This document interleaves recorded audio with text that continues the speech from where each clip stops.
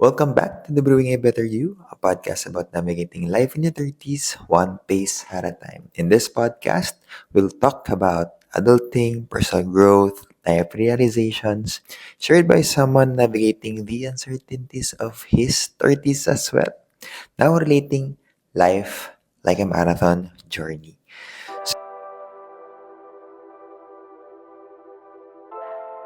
So last few episodes, discuss natin yung graph about the possible problems ng nangyayari sa population ng Pilipinas and that our lifespan is getting longer, which is a good thing and also a bad thing. Ngayon, discuss naman natin yung some, pa sabi dito, some unexpected application kasi recently I have a meeting and ito ay referred ng client ko na. And she's already in her 50s. And she spent the last 30 years of his life working hard and providing the best for her family, doing everything as a responsible adult should be.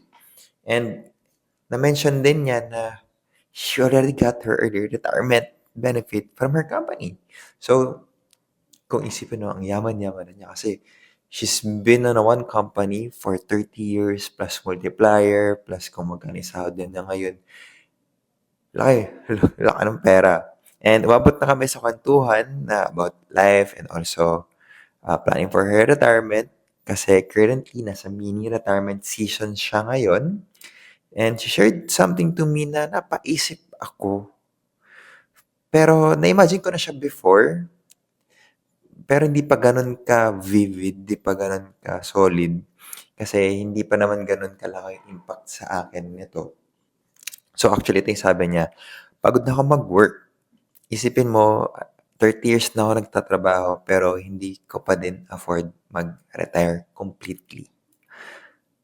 Habang nakikinig ako sa kanya, napansin ko na possibly ito yung two biggest problem na kinakatakutan ng karamihan sa atin na nasa 30s ngayon. Number one is that pagod na siyang magtrabaho. 30 years na siya nagtatrabaho continuously and burned out na siya. Pero ngayon nakapagpahinga siya dahil nakuha na niya yung early retirement niya. Hindi na naman alam ano gagawin ngayon na nabaliktad na niya yung bahay niya, nalinis na daw niya yung lahat ng pinggan, nalinis na niya yung bahay, naiba na niya yung pwesto ng mga gamit sa bahay. So, for more than a month, nakapag mini retirement na siya. Hindi naman niya na alam ano yung pwede niyang gawin. Kasi possibly, hindi niya to nabanggit directly, hindi niya din magawa yung gusto niyang hobbies kasi baka hindi enough yung retirement fund na nakuha niya para i-fund itong passion niya or yung interests niya. Kaya naisip niyang mag-work ulit. Pero pagod na nga yung katawan niya at utak niya for working for 30 years. So she's stuck between pagod na ako sa work pero hindi rin naman ako comfortable kasi na magpahinga. Sino sa inyo yung ganun? Parang pag wala akong ginagawa, parang na-anxious ka kasi nagpapahinga ka. So medyo guilty tayo doon. And number two, second problem is hindi siya sure if enough yung early retirement fund na kuha niya from her previous work if hindi na siya mag-work at all hanggang mawala siya. Kasya ba to para sa daily expenses niya for the next 20 or maybe 30 years? Dagdag mo pa dun yung inflation and dagdag mo rin yung possibly magkaroon siya ng unexpected medical bills. Hindi na tayo bumabata. So, kayo ba? Na-imagine niyo din ba ito na ang hirap gumalaw, ang hirap ng situation na hindi ka pa totally ready talaga. Pero, yung situation niya, it's like the life is really forcing you to do things that you don't want to do. So, try natin ngayon i-assess. And ito yung natuwa ako with the work or the business that I am in kasi nagkakaroon ako ng idea with the possible problems ng mga tao sa paligid without me having to really experiencing them at all. And nagkakaroon tuloy ako ng idea agad na baka meron akong pwedeng magagamit ko na yung life nila to assess and to create something to prevent or to possible sagot pag ako naman nasa situation nila prior experiencing that problem. So, bakit kaya hindi enough yung sipag at tiyaga para maging prepared para sa future? Bakit kaya kahit 30 years kang nag-hustle, nag-grind, nag-OT, possibly ito pa din maging problems na ma-encounter? May mali ba sa pagiging hard worker? So, agree ba kayo? Agree ba kayo that in our 20s and our 30s, we really work hard? Actually, nowadays, no, madami akong kakilala, they are working 2 or 3 works na pinagsasabay nila. And we really rely on our energy. Grind ngayon, hustle bukas, then may OT ka pa mamaya. Kaya, sarap na sarap tayo sa kape kasi ito yung binubuhay tayo, ginigising tayo sa yakap ng init at, hindi naman, well, sa yakap ng kape. Basta masarap yung kape. Na to the point na basta ang somehow naging mantra natin is, basta may pera, maayusin yung bukas. Maayos din ang lahat.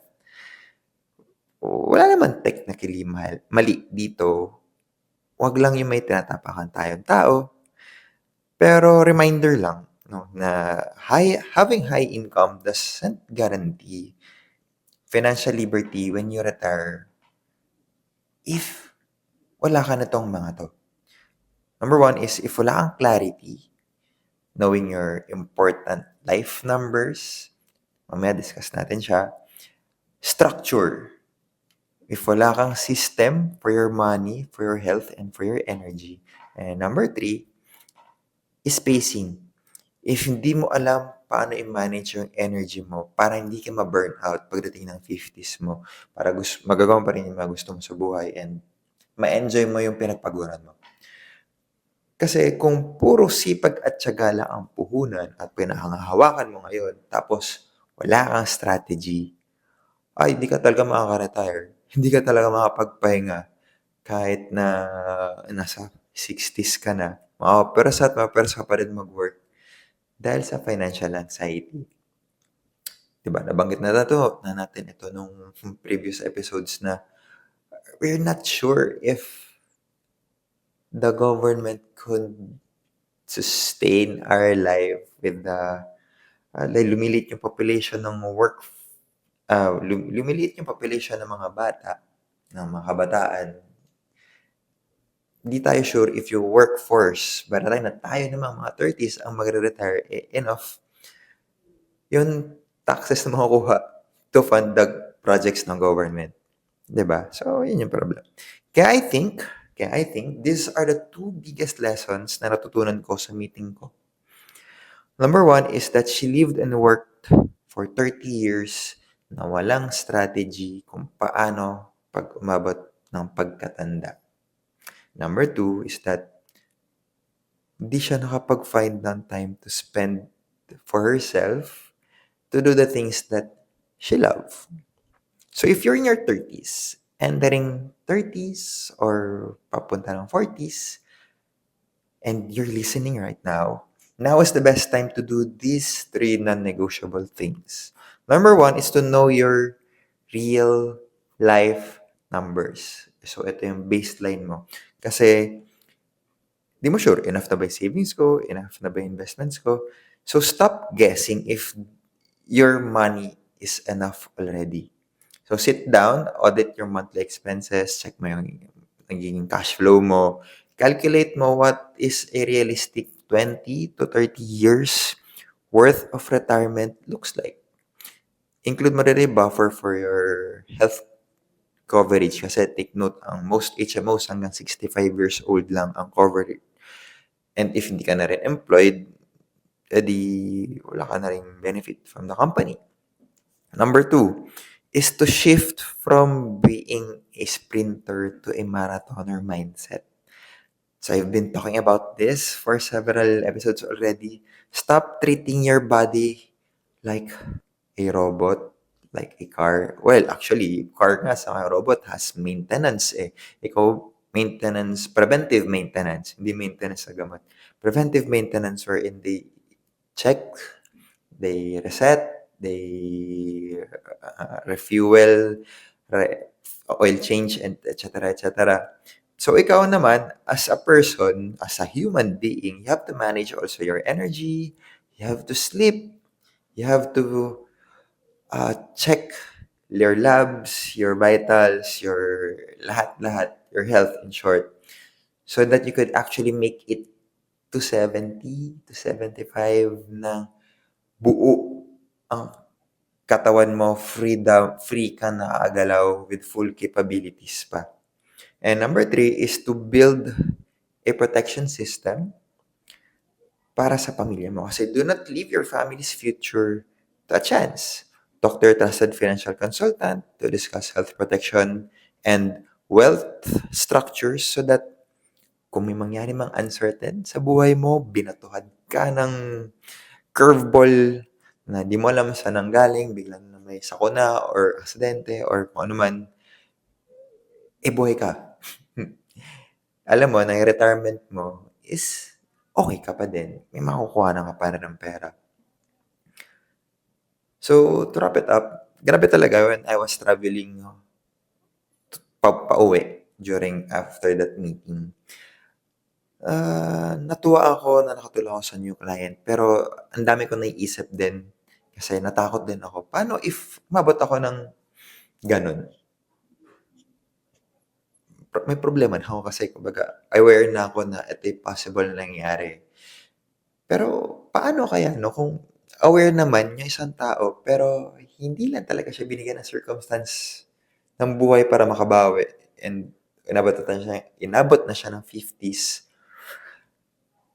And then, ayun yung situation pa rin niya. Yun lang, wala ka ng choice. Yung hindi ka pwede tumigil. Paano ko yun makakabawi? Ang hirap, no? Ang hirap imagine nun. So that's why, if you're in your 30s and nararamdaman mong medyo magulo yung financial trajectory mo or yung health plans mo, maybe it's time to talk about it. Huwag mo hintayin na mabot ka pa ng 50s kasi personal finance is very personal. Kaya one financial advice does not fit for everyone. So if you're interested, message me to book for a portfolio and health span audit. Ayun lang. So see you in our next episode.